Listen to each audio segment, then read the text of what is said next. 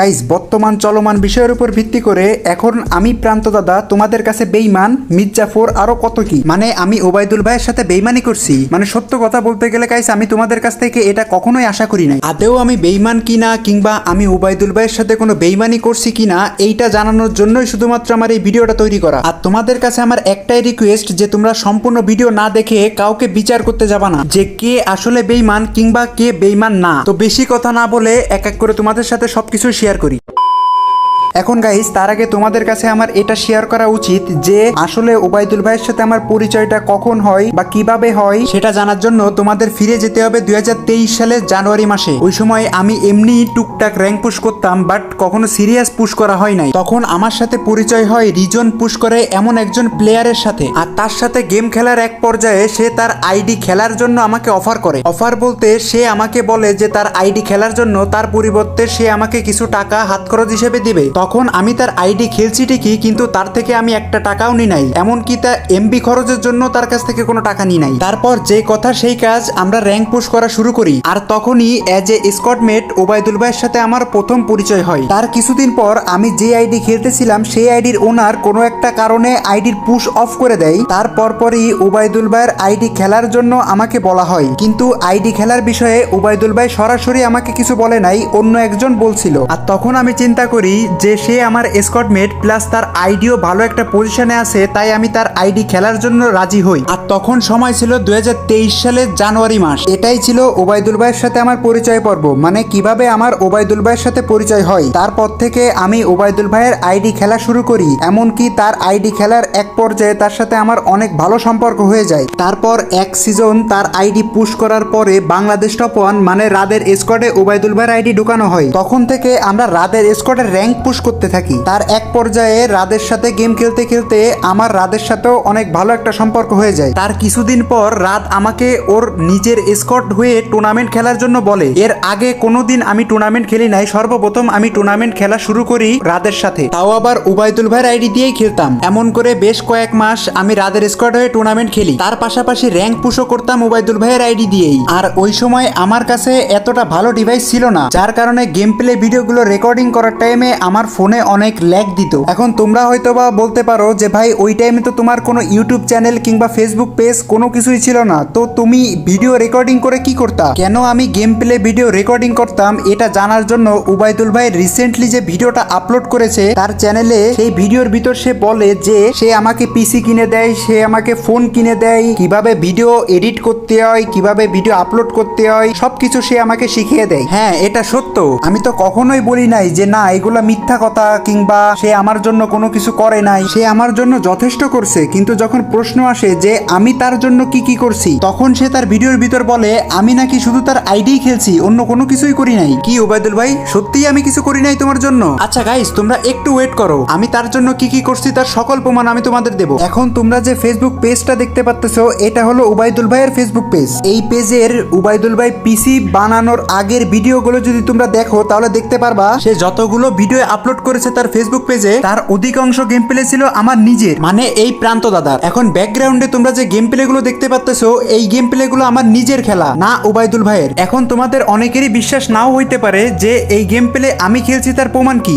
এখন ব্যাকগ্রাউন্ডে যে গেম প্লেটা তুমি দেখতেছো, এই গেম প্লের এইচইউডি মানে ইন গেম সেটিং, আর এখন ব্যাকগ্রাউন্ডে যে গেম প্লে সেটিংটা দেখতে পাচ্তেছো দোনোটাই সেম। এখন তোমাদের মনে আরো একটা প্রশ্ন আসতে পারে যে আমি ওবায়দুল ভাইয়ের ফেসবুক পেজ নিয়ে, তার ভিডিও নিয়ে এত কথা কেন বলতাছি? তার কারণ একটাই, তোমরা তাকে সাপোর্ট করছো তার গেম প্লে দেখা, কিন্তু আসলে গেম প্লেটা কার? আমার নিজের গেম প্লে। কিন্তু এই কথা সে তার ভিডিওর ভিতর একবারও উল্লেখ করে নাই, শুধু বলছে আমি প্রান্তর জন্য এই করছি ওই করছি। হ্যাঁ আমি মানি সে আমার জন্য অনেক কিছু করছে, ফোন সেই আমাকে কিনে দিছে, কিন্তু আমি কি কখনো অস্বীকার করছি এই বিষয়টা? বরঞ্চ আমার গেম প্লে সে তার নিজের ইউটিউব চ্যানেলে ফেসবুক পেজে আপলোড করে এত লাখ লাখ সাবস্ক্রাইবার্স গেইন করছে, কিন্তু তার ভিডিওর ভিতর সে কথা একবারও বলে নাই। আর যদি বলতো তাহলে তো সে তোমাদের কাছে ধরা খেয়ে যেত, কারণ সে যার গেম প্লেকে এতদিন নিজের গেম প্লে বলে তার ইউটিউব চ্যানেলে চালিয়ে এসেছে, আসলে সেটা তার গেম প্লে না। এখন তাহলে তোমরাই বিচার করো যে আসল বেইমানটা কে, তোমাদের সাথে বেইমানি করছেটা কি? বাই দ্য ওয়ে ওবায়দুল ভাই, কনগ্রাচুলেশন ফর 100K ফলোয়ার্স।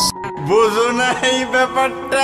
অনেক কিছুই তো তোমরা বুঝতে পারলা। এখন তোমাদের কাছে এটা ক্লিয়ার করি যে কেন ওবায়দুল ভাই আমাকে এই ফোনটা কিনে দেয়। তার কারণ হচ্ছে আগে আমি গেম প্লে করতাম আমার নিজের ফোন দিয়ে, তার পাশাপাশি ওবায়দুল ভাইয়ের ইউটিউব চ্যানেলের ভিডিও তৈরি করে দিতাম আমি। মূলত তার ইউটিউবের যাত্রাটা শুরু হয় আমার গেম প্লের মাধ্যমে। তার 7-8 মাস পর থেকে প্রতিনিয়ত রেকর্ডিং করে গেম প্লে করার কারণে আমার ফোনে ল্যাগ দেওয়া শুরু হয়। আর এই বিষয়টা আমি ওবায়দুল ভাইকে তখন জানাই যে আমি আগের মতো আর গেম প্লে করতে পারতেছি না, কারণ আমার ফোনে অনেক বেশি ল্যাগ দেয়। তার এক পর্যায়ে গিয়ে ওবায়দুল ভাই ডিসিশন নেয় সে আমাকে একটা ফোন গিফট করবে। তার পিছনে একটাই কারণ, যাতে আমি তাকে ভালো ভালো গেম প্লে ভিডিও রেকর্ড করে দিতে পারি। এখন হয়তোবা তোমরা একটা বিষয় ক্লিয়ার হয়ে গেছো যে কেন সে আমাকে ফোনটা কিনে দেয়। এখন আসা যাক টাকার বিষয়ে। তোমরা তো তার ভিডিওতে শুনতেই পাইছিলা যে সে তার নিজের মুখে বলছে যে আমাকে অন্য প্লেয়ার তার আইডিতে খেলার জন্য 50K পর্যন্ত মানে 50,000 টাকা পর্যন্ত অফার করছে। তারপরেও আমি অন্য কোনো আইডি খেলি নাই ওবায়দুল ভাইয়ের আইডি ব্যতীত। আর এই অফারটা আমার কাছে আসে যখন আমি নিজের ফোনে গেম প্লে করতাম, ওবায়দুল ভাইয়ের কিনে দেওয়া ফোনে না।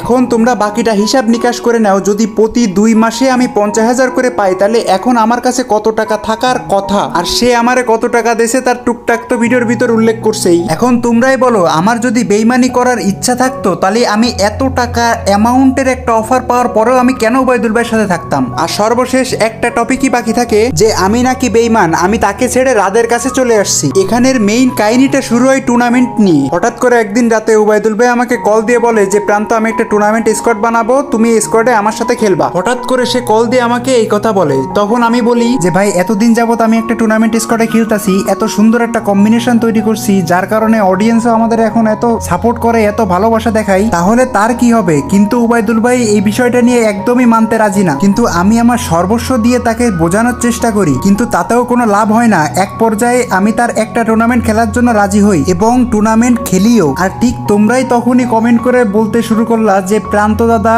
রাত ভাইয়ের সাথে বেইমানি করছে। তারপর আমি তাকে আবারও বোঝানোর চেষ্টা করি যে আমাদের যারা ভালোবাসে, আমি যদি এখন রাদের স্কোয়াড থেকে বেরোয় যাই তারা আমাকে খারাপ মনে করবে। কিন্তু কোনোভাবে আমি তাকে এই বিষয়টা বুঝাইতে পারলাম না। তারপর এক পর্যায়ে গিয়ে সে আমাকে বলে হয়তোবা তার সাথে থাকতে হবে, না হলে রাদের সাথে। তারপর সে আমাকে জাস্ট 2টা অপশন দেয়।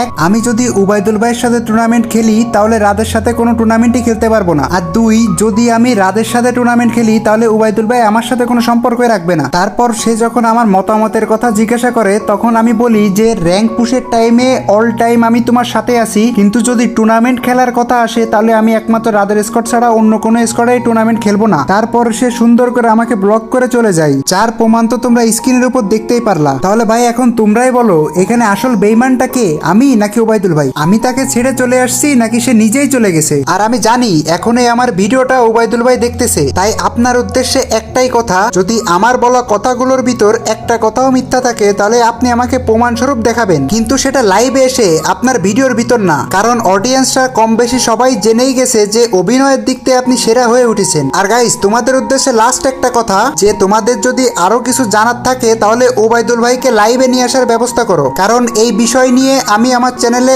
আর একটা ভিডিও আপলোড দিব না। তাই তোমাদের যদি আসলেই জানার ইচ্ছা থাকে তাহলে তাকে লাইভে আসতে বলো, কবে আসবে আমাকে ডেট সহ টাইম আমাকে জানিয়ে দিক, আমি সঠিক সময়ের ভিতর লাইভে উপস্থিত থাকবো। আর তোমরা যারা ফুল ভিডিও দেখছো তোমাদের কমেন্টের মাধ্যমে যেন আমরা বুঝতে পারি যে আসল বেইমানটা কে। আর বেশি কিছু বলবো না, আজকের ভিডিওটা এই পর্যন্তই ছিল। যদি কোনো ভুল করে থাকি অবশ্যই ক্ষমা করে দিও। তো আজকের ভিডিও এই পর্যন্তই ছিল, দেখা হচ্ছে নতুন কোনো ভিডিওতে। সবাই সুস্থ থেকো, ভালো থেকো, নিজের শরীরের যত্ন নিও। আর হ্যাঁ, লাইভে এসে প্রমাণ করে দিয়ে যেতে বলো যে আমি ভুল বলছি। তো দেখা হচ্ছে নতুন কোনো ভিডিওতে। Bye bye.